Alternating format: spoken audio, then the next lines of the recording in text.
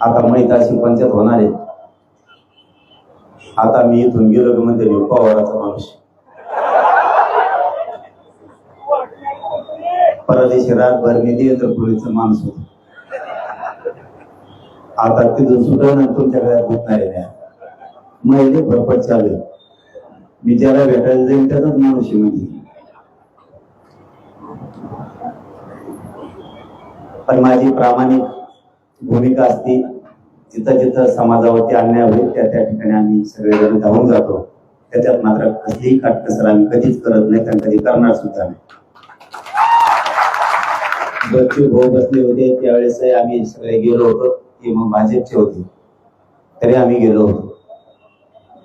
कोणी कुठल्याही पक्षाचा असो, शेतकऱ्यांच्या साठी कोणी मैदानात असेल तर आम्ही सगळेजण कायम सोबतीला आहेत.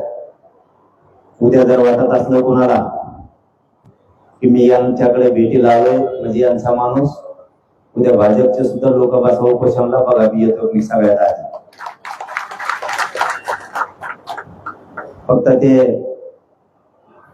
नाव ठेवू नये, ते त्यांच्या भूमिकेवर आहेत, आम्ही आमच्या भूमिकेवरती ठाम आहेत.